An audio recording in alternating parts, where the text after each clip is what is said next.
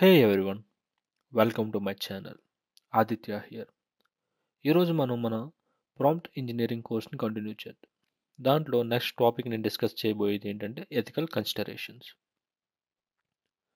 So ethical considerations అంటే అసలు మన ఈ ప్రాంప్ట్ ఇంజనీరింగ్ ఆర్ ఈ జనరేటివ్ ఏఐ మోడల్స్ని యూస్ చేసుకుంటున్నప్పుడు మనకి కొన్ని కన్సర్న్స్ ఉంటాయి ఎథికలీ. సో కన్సర్న్స్ ఏంటి, వాటిని ఎలా రిసాల్వ్ చేయాలి అన్న దాని మీద మనమైతే ఇప్పుడు ఫోకస్ చేద్దాం. ఫస్ట్ అసలు ఈ ఎథికల్ కన్సర్న్స్ ఏంటి, ఈ ప్రాంప్ట్ ఇంజనీరింగ్ ఆర్ ఈ జనరేటివ్ ఏఐ మోడల్స్ యూస్ చేసుకుంటున్నప్పుడు మనకు వచ్చే ఎథికల్ కన్సర్న్స్ ఏంటి. First one is privacy.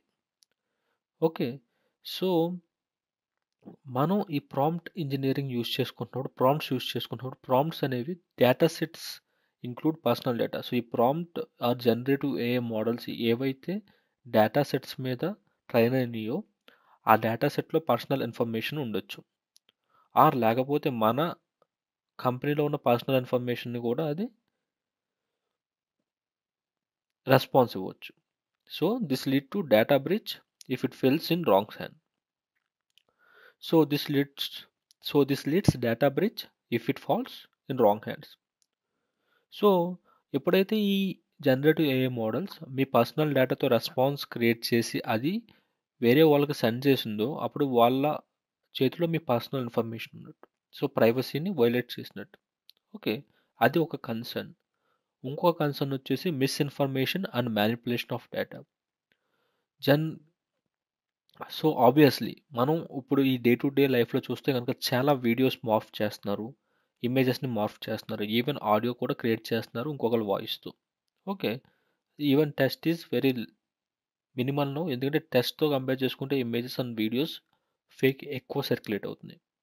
So దీనివల్ల మనం మిస్ఇన్ఫర్మేషన్ అండ్ మ్యానిపులేషన్ చేసే ఛాన్సెస్ ఉంది డేటాతో. దాన్ని కూడా మనం కన్సిడర్ చేసుకోవాలి. సో దాన్ని కూడా మనం ఎథికల్ కన్సర్న్గా కన్సిడర్ చేయాలి. ఓకే, ఎందుకంటే మనం మిస్ఇన్ఫర్మేషన్ ఇవ్వచ్చు, మనం మ్యానిపులేషన్ కూడా చేయొచ్చు. Next, bias or fairness. So ఇది వెబ్సైట్ డేటాయే తీసుకుందాం. ఓకే, ఈ జనరేటివ్ ఏఐ మోడల్ మీరు అబ్జర్వ్ చేసుకుంటే కనుక ఒక పర్టికులర్ డేటా సెట్ మీద ట్రైన్ అయి ఉంటుంది.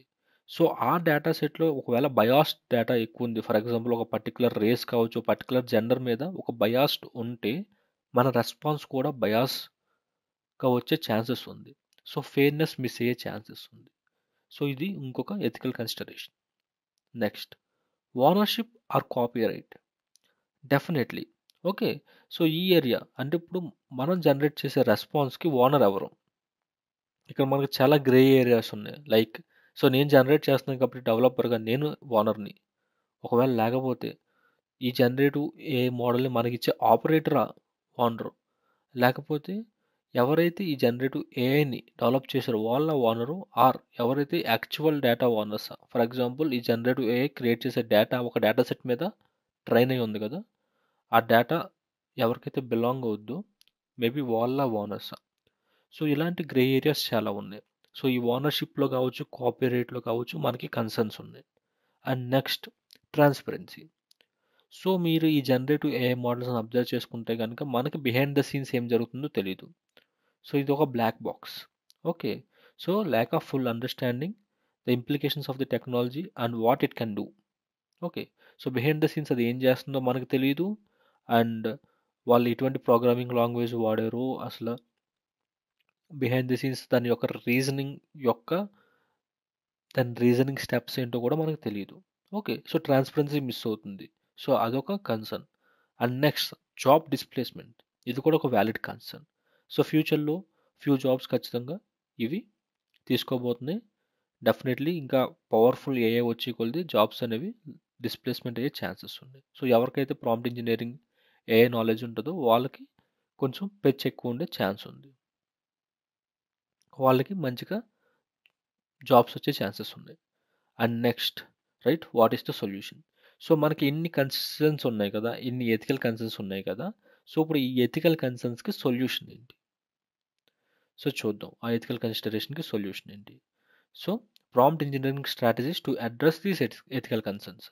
సో ఇప్పుడు ఏదైతే ఎథికల్ కన్సర్న్స్ గురించి మనం డిస్కస్ చేసుకున్నామో వాటిని అడ్రస్ చేయడం కోసం మనం ఫ్యూ ప్రాంప్ట్ ఇంజనీరింగ్ స్ట్రాటజీస్ వాడాలి. దాన్ని మనం వన్ బై వన్ డిస్కస్ చేద్దాం. First one, at least to sum. So మనం ఎప్పుడు అట్లీస్ట్ టు సమ్ టెక్నిక్ని యూజ్ చేసుకోవాలి. And next privacy. So privacy వచ్చేసేసరికి right, we need to explicitly provide prompt to not to seek any personal information or generate any personal information and provide a general reminder to adhere to security, privacy and protocols. అంటే మనం ఈ privacy related వచ్చేసరికి మనం ఎక్స్ప్లిసిట్గా బయట నుంచి ఆ ప్రాంప్ట్లోనే మనం ఏం చెప్పాలంటే ఎటువంటి పర్సనల్ ఇన్ఫర్మేషన్ని జనరేట్ చేయొద్దు ఆర్ యూజ్ చేయొద్దు.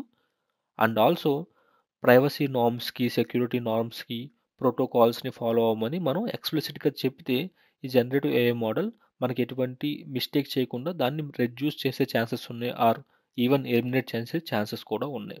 సో ఇక్కడ నేను ఒక ప్రాంప్ట్ ఇచ్చా చూడండి. Please draft a hypothetical response to a customer who is having trouble logging in to their account. Remember not to include or request any specific personal information in this response and ensure the guidance respects user policy or privacy and security protocols. So ఇక్కడ నేను దానికి ఒక reminder ఇచ్చా.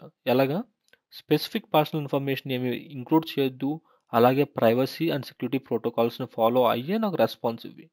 So ఆ విధంగా నేను privacy కన్సర్న్ని address చేశాను. Next one, misinformation. So ఈ మిస్ఇన్ఫర్మేషన్కి వచ్చేసరికి we need to explicitly mention this generative models, AI models to generate source for the information are suggest to use widely used data. Okay, so ఇప్పుడు మనకు misinformation వస్తుంది అన్నప్పుడు మనం ఎప్పుడైతే ఈ జనరేటివ్ ఏఐ మోడల్ నుంచి వచ్చే ఇన్ఫర్మేషన్ మిస్ఇన్ఫర్మేషనా లేకపోతే మ్యానిపులేషన్ ఆఫ్ డేటానా అన్నది మనం కనుక్కోవాలనుకున్నప్పుడు మనమైతే ఎక్స్ప్లిసిట్గా దానికి నాకు సోర్సెస్ ప్రొవైడ్ చేయం. సో సోర్సెస్ ప్రొవైడ్ చేస్తే ఆ సోర్సెస్ని కూడా మనం రెఫర్ చేసి మనకు వచ్చిన రెస్పాన్స్ వ్యాలిడా కాదా అన్నది మనం చెక్ చేయొచ్చు. సో ఇక్కడ నేను ఇచ్చిన ప్రాంప్ట్ మీరు అబ్జర్వ్ చేస్తే కనుక, please explain the main scientific consensus on climate change providing references to credible and peer reviewed sources when ever possible. So ఇక్కడ ఈ ప్రాంప్ట్ని మీరు అబ్జర్వ్ చేసుకుంటే కనుక నేను రిఫరెన్సెస్ ప్రొవైడ్ చేయమన్నా నా క్వశ్చన్కి. అండ్ ఆల్సో అవి సోర్సెస్ ఏంటి, పీర్ రివ్యూడ్ అంటే హ్యూమన్స్ చేత ఎవాల్యూట్ చేసి ఆ క్రెడిబుల్ రిసోర్సెస్ని నాకు ప్రొవైడ్ చేయి ఎప్పుడైతే నువ్వు నాకు దీనికి ఆన్సర్ ఇచ్చినప్పుడు. సో ఇప్పుడు జనరేటివ్ ఏఐ మోడల్ ఏం చేస్తుంది అంటే దాని దగ్గర ఉన్న క్రెడిబుల్ రిసోర్సెస్ బట్టి మీకు ఇన్ఫర్మేషన్ ప్రొవైడ్ చేస్తుంది. దీనివల్ల మీకు మిస్ఇన్ఫర్మేషన్ వచ్చే ఛాన్సెస్ తక్కువ. And next bias or fairness. So మనకి ఎథికల్ కన్సర్న్స్లో నెక్స్ట్ వన్ వచ్చేసి బయాస్. సో డెఫినెట్లీ ఈ డేటా సెట్స్, ఈ జనరేటివ్ ఏఐ మోడల్స్ ఏ డేటా సెట్స్ మీద అయితే ట్రైన్ అయినాయో ఆ డేటా సెట్స్లో బయాస్ ఉండే ఛాన్స్ ఉంది. సో దానికి కూడా మనం we need to explicitly provide to encourage the neutrality in multiple view points to help AI for unbiased response. So ఇక్కడ మీరు అబ్జర్వ్ చేసుకుంటే కనుక మనం ఏం చెప్పాలంటే ఎక్స్ప్లిసిట్గా మన ఏఐకి డిఫరెంట్ వ్యూ పాయింట్స్లో నాకు ప్రొవైడ్ చేయి అని చెప్పాలి. సో అప్పుడు మనం డిఫరెంట్ వ్యూ పాయింట్స్ అడిగినప్పుడు అది instead of seeing in one view point, ఒక వ్యూ పాయింట్లో కాకుండా అది డిఫరెంట్ వ్యూ పాయింట్స్లో ఆలోచించి మనకైతే ఒక న్యూట్రల్ ఆన్సర్ ఇచ్చే ఛాన్స్ ఉంది. సో ఇక్కడ కింద ఇచ్చిన ఎగ్జాంపుల్ చూడండి. Please provide a balanced review of the science fiction movie XYZ considering both it's strength and weaknesses without favouring any particular journal. So ఇక్కడ నేను without favouring any particular journal అన్నాను కాబట్టి అది అన్ని జర్నల్స్ వ్యూ పాయింట్స్ని consider చేసి మనకైతే response ఇచ్చే ఛాన్స్ ఉంది. ఓకే, ఆ విధంగా మనం బయాస్ని, ఫెయిర్నెస్ని కంట్రోల్ చేయొచ్చు, అడ్రస్ చేయొచ్చు ఇష్యూస్ని. And next ownership or copyright. So ఈ ఓనర్షిప్ అండ్ కాపీరైట్లో మనం ఎటువంటి సాల్వ్ చేయలేని ప్రాబ్లమ్ని, బట్ రైట్ మనం ఈ మోడల్ కాపీరైటెడ్ కంటెంట్ని జనరేట్ చేయకుండా మనమైతే ప్రివెంట్ చేయగలం. ఎలాగా? Not really solve that problem but prevent model not to generate content by violating the existing copyrights. So existing కాపీరైట్స్ని వైలేట్ చేయకుండా మన కంటెంట్ని జనరేట్ చేసేలా మనమైతే చేయొచ్చు. సో దానికి నేను ఇక్కడ ఒక ఎగ్జాంపుల్ ఇచ్చాను చూడండి. Right A short story set in futuristic city wear technology has transform the way people communicate. Create unique characters and explore the impact of these advanced communication systems on their lives. And lastly చూడండి, Please ensure that all content you generate is original and does not infringe upon any existing copyrights or use any copyrighted material. So నేను ఒక prompt ఇచ్చా. దాంతోపాటు at the end నేను ఏం చెప్తున్నానంటే don't use any copyrighted material అని చెప్పడం వల్ల మనమైతే ఓనర్షిప్ అనేది మనం క్లియర్గా మనం డిఫైన్ చేయకపోయినా మనకు వచ్చిన రెస్పాన్స్లో ఎటువంటి కాపీరైటెడ్ ఇష్యూస్ లేవు, ఎనీ కాపీరైట్ ఇష్యూస్ లేవని మనమైతే క్లియర్గా చూడొచ్చు ఇక్కడ. సో ఎప్పుడు మనం ఈ కాపీరైట్స్ విషయంలో కావచ్చు, ఓనర్షిప్ విషయంలో కావచ్చు, ఆ కన్సర్న్ని మనం ఎప్పుడైతే సాల్వ్ చేయాలనుకుంటున్నామో ఇలాంటివి ఎక్స్ప్లిసిట్గా మనం ప్రొవైడ్ చేయాలి. Okay, next transparency. సో మనకు తెలుసు ఈ జనరేటివ్ ఏఐ మోడల్స్ని we can't crack open the AI black box.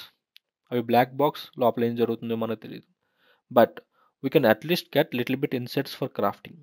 So at least మనకు కొన్ని ఇన్సైట్స్ అయితే మనం గెట్ చేసుకోవచ్చు. అది అలాగా, అది కూడా మనం ఎక్స్ప్లిసిట్గా మెన్షన్ చేయాలి. సో బేస్డ్ ఆన్ ఈ ఎగ్జాంపుల్ చూడండి, based on the provided medical symptoms, what might be the potential diagnosis? Please detail your reasoning, the underlying medical principles, and the typical diagnostic process a doctor would follow. So ఇక్కడ మీరు observe చేసుకుంటే నా first question వచ్చేసి నాకు ఈ medical symptoms ఉన్నాయి, దీనికి ఒక డయాగ్నోసిస్ ఏంటి అని అడిగాం. దాంతోపాటు అసలు ఈ ఏఐ మోడల్ అసలు ఎలా చేస్తుంది, దాని రీజనింగ్ ఏంటని తెలుసుకోవడం కోసం డీటెయిల్ యువర్ రీజనింగ్ అని అడుగుతున్నాం.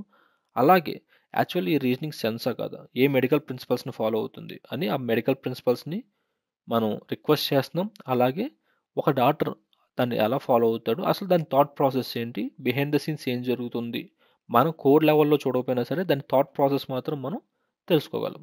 సో ఇలా మనం ఎక్స్ప్లిసిట్గా మెన్షన్ చేసినప్పుడు మన ట్రాన్స్పరెన్సీ కన్సర్న్ని కూడా మనం అడ్రస్ చేయొచ్చు. అండ్ నెక్స్ట్ సో ఇవి మన ethical considerations. So ethical considerations గురించి మనం చూసాం. అలాగే ఎథికల్ కన్సిడరెన్సీని ఎలా మినిమైజ్ చేయాలి, మిటిగేట్ చేయాలి, ప్రివెంట్ చేయాలని కూడా మనం చూసాం. సో మీకు అర్థమైందని అనుకుంటున్నాను. మీకు కానీ వీడియో నచ్చితే like, share and subscribe. And ఇంకా మీకు ఏమైనా టాపిక్స్ నేర్చుకోవాలనుకుంటే కనుక నాకు కామెంట్ రూపంలో తెలియజేయండి. Thanks for watching my videos. By.